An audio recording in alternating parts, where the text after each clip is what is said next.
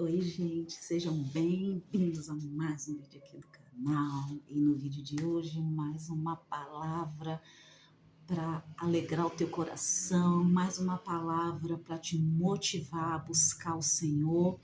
E como eu amo a palavra, gente, como eu amo a palavra, como o Senhor fala conosco, não é verdade? Não tem como, não tem como o Senhor não falar. Quando a gente busca, quando a gente se entrega, quando a gente renuncia, é maravilhoso o poder que a palavra tem em entrar nas nossas mentes, entrar no nosso coração, trazer refrigério, trazer paz, trazer alegria e trazer a certeza de que o Senhor está no controle, né? Eu trouxe aqui, tá cheio de papelzinho, por quê? Porque é exatamente aquilo que o Senhor fala comigo, e aí eu tenho que escrever na hora, e aí faço tudo correndo. Preguei essa palavra há pouco tempo na igreja, né? Preguei a semana passada e foi bênção do Senhor, assim, Deus falou muito ao meu coração. E como é bom, né? Quando a gente faz a vontade de Deus e Ele confirma na palavra. E eu quero dividir com vocês. Lucas capítulo 2, versículo 48, tá? Essa passagem vai falar quando Jesus era um menino. Jesus tinha 11 anos e todos os anos a Bíblia diz que Maria e José eles sobem a Jerusalém para orar, sobem a Jerusalém para buscar a Deus, né? Afinal de contas, naquela época era assim. Não existia igrejas como existe hoje, que a gente vai num culto, num dia de sábado, num dia de domingo, durante a semana, não existia isso. Era anual a busca por Deus, né? E todos os anos eles subiam a Jerusalém para buscar a Deus, né? Para oferecer sacrifício, para falar com o Senhor. E esse ano, né? Este ano, exatamente onde Jesus ia fazer 12 anos, eles sobem a Jerusalém. Mas a Bíblia diz que Lucas, que escreveu o livro, ele diz assim, olha, esse ano foi diferente. Esse ano, Maria e José sobem com toda a sua parentela a Jerusalém, inclusive com Jesus. Jesus estava completando ali 12 anos, só que eles perdem Jesus e eles acham que Jesus está no meio da parentela.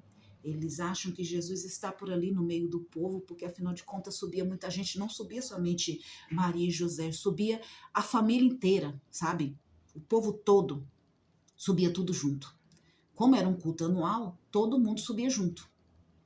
Mas a Bíblia diz que eles perdem Jesus nessa caminhada. E a caminhada com Cristo é assim. O que vai definir se nós vamos estar bem no final de tudo é a caminhada. É na metade do caminho que se define se nós vamos chegar até o final com Jesus ou sem Ele. É na metade do caminho. É o trajeto que vai dizer isso. E às vezes o nosso trajeto não está muito bom, né? A nossa caminhada com Cristo não está muito boa porque no momento da luta, no momento da batalha, a gente tende a se entristecer, né? A gente tende a desanimar e aí a gente perde Jesus no meio da caminhada. E isso é triste. Isso é triste porque nós só vamos chegar ao final do trajeto, ao final da caminhada, ao final do caminho, se estivermos com Cristo. Porque se a gente perder ele na metade, certamente esse caminho a gente não vai chegar até o final dele, a gente não vai suportar, a gente não vai aguentar. Porque as lutas, elas são árduas, elas são pesadas. E com Cristo já é difícil. Porque não somos nós que nos autossustentamos, é o Senhor que nos sustenta através da palavra. É o Senhor que nos mantém de pé através do direcionamento, através da obediência que temos para com Ele. É Ele que nos direciona, é Ele que vai dizer, olha, segue por aqui, faz assim, faz assado, né? É Deus que nos dá a estratégia para permanecermos no caminho com Ele. E se nós não estivermos com Ele, nessa trajetória a gente não vai conseguir alcançar. A gente não vai conseguir chegar ao final dessa trajetória e muito menos alcançar aquilo que Ele tem para nós. E a Bíblia diz que Maria, ela se desespera quando ela percebe que ela perdeu Jesus. Ela se desespera. E aí, algo importante aqui, muito importante, que nós estamos da mesma forma que Maria acontece. Olha só, versículo 48. E quando o viram quem? Quando Maria e José viu Jesus, olha só o que ela fala para ele. E quando o viram, maravilharam-se, ou seja, ficaram felizes de ver, né, que Jesus estava ali. E disseram-lhe, disse a sua mãe, quem? Maria, disse para Jesus assim, ó, filho, por que fizeste assim conosco? Por que fizeste assim conosco? Eis que teu pai e eu, ansiosos, te procurávamos. Olha só. E não é assim quando a gente encontra Jesus, quando a gente se dá por conta que perdeu ele, e a gente tem um encontro com ele e a gente está atribulado no meio de tantos problemas, no meio de tanta luta. Quantas vezes eu e você chegamos diante de Jesus, chegamos diante de Deus e falamos para ele, Senhor, por quê? Por que eu estou passando por essa luta? Por que esse filho está rebelde? Por que esse casamento não é restaurado? Por que tanta perseguição no meu trabalho? Por que tanta luta no meio da minha família? Por que essa porta de emprego não abre? Por que a paz não excede, essa paz que excede todo entendimento não está no meio da minha família, não está na minha casa? Por que essas brigas dentro de casa? Por que essas lutas constantes não cessam? Por que eu estou doente? Por que essa enfermidade acometeu a minha vida? Por quê? Não é assim? Porque nós fazemos um monte de perguntas para o Senhor porque nós queremos respostas. Nós queremos resposta, não importa o que aconteça. Nós colocamos o Senhor contra a parede porque nós buscamos resposta por estarmos passando por aquilo, porque nós não aceitamos.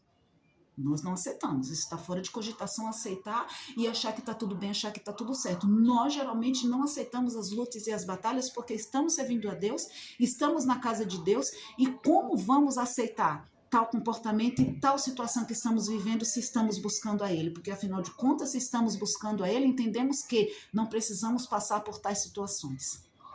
Não é verdade? E ao invés da gente chegar em Deus e falar, Senhor, obrigada. Obrigada porque o Senhor tem me dado saúde, obrigado porque o Senhor me deu uma família, obrigado porque eu tenho um emprego para sustentar minha casa, obrigado porque pelo menos muita gente não tem o que eu tenho. Eu tenho uma família que não é a melhor das famílias, mas eu tenho a família. Eu tenho um teto para me colocar a cabeça de baixo, eu tenho um teto para chamar de meu, porque outrora pessoas lá fora não têm, mas eu tenho, o Senhor me deu, né? Meu Deus, outrora eu não tinha, né, uma família, mas o Senhor me deu. Não é a melhor, mas é a que eu tenho. Obrigado porque a porta de emprego qual o Senhor abriu tem suprido as minhas necessidades dentro de casa. Né? Obrigado, mas a gente não tem esse espírito de gratidão, muito pelo contrário.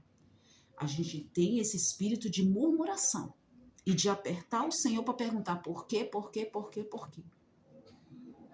E às vezes o Senhor está esperando somente um espírito de gratidão, nem da tua parte.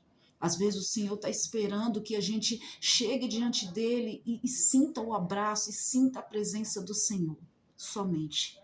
É se alegrar na presença de Cristo, é entender que Ele tem o controle de tudo, é entender que se ainda não aconteceu é porque não estamos prontos, é entender que se ainda não terminou é porque não chegou o fim, é entender que se o Senhor ainda não fez, Ele está trabalhando para fazer, é entender que se a restauração não chegou é porque ainda há algo em nós que precisa ser ajustado, que precisa ser consertado, é entender que se nós ainda estamos passando por essa luta, por essa batalha, ainda há algo para aprender, né? É entender que ainda há algo para o Senhor fazer, ainda não chegou o final. Se nós estamos neste caminho, nessa trajetória, é porque o Senhor tem muito mais ainda para fazer na minha e na tua vida. Ainda há algo que ainda está desajustado e que precisa se ajustar. Estão ouvindo, gente? Carro do queijo passando, por isso que vai sair aí no vídeo um barulhinho, tá? Mas nós vamos permanecer aqui fazendo o vídeo para terminar, porque ele geralmente demora aqui na rua, tá bom? Mas, gente, que nós possamos entender que o trabalhar de Deus é diferente do nosso e que não cabe a nós questionar, mas cabe a nós obedecer, cabe a nós sermos gratos pelaquilo que ele já fez. Muito mais ele tem para fazer, mas se nós permanecermos firme aqui, ó, no propósito e na palavra do Senhor, com certeza, com certeza, com certeza, nós iremos alcançar a vitória, iremos alcançar aquilo que ele preparou para mim, para a tua vida, tá bom? Eu vou ter que terminar o vídeo, gente, tá muito barulho aqui.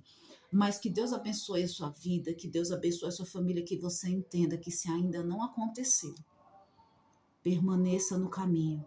Continua obedecendo, continua renunciando, continua firme nos propósitos de Deus, continua firme na direção de Deus, que Ele vai cumprir aquilo que te prometeu, tá bom? Chega de questionar Deus, por quê, por quê, por quê? Chega de murmurar, reclamando, Senhor, mas eu não deveria estar passando por isso, eu não deveria estar passando por aquilo. É Ele que dá o início, é Ele que dá o meio, é Ele que dá o final da nossa luta e da nossa batalha. Precisamos entender que o controle de tudo não está aqui, ó. Não está sobre as nossas mãos, mas está sobre as mãos dele. Está sob o controle dele. Cabe a nós falarmos para o Senhor, Senhor, me sustém firme na tua palavra, Senhor. Me dá força para que eu possa permanecer fiel a ti. Me dá força para que eu possa seguir os caminhos do Senhor. Me dá força para que eu possa permanecer na palavra do Senhor. Me dá um espírito grato a ti pelaquilo que o Senhor já fez. E Ele vai fazer. Ele vai fazer. Quando Ele vê em nós um espírito grato, quando Ele vê em nós um desejo de permanecer na palavra dEle, isso alegra o coração do Senhor. Um coração grato alegra o coração do nosso Deus. Um coração que clama, mas um coração que adora o Senhor, independente da batalha, independente das lutas, independente do deserto. Isso alegra o coração do nosso Deus. Isso alegra o coração do nosso Pai. E é por isso que nós precisamos nos manter firmes. Agradecendo, adorando, dizendo, Senhor, obrigada, Senhor, olha, eu não estou nos meus melhores dias, eu não estou nos meus melhores momentos, mas, Senhor, obrigada, porque o Senhor tem me sustentado. Obrigada, porque o Senhor tem feito maravilhas no nosso meio, obrigada.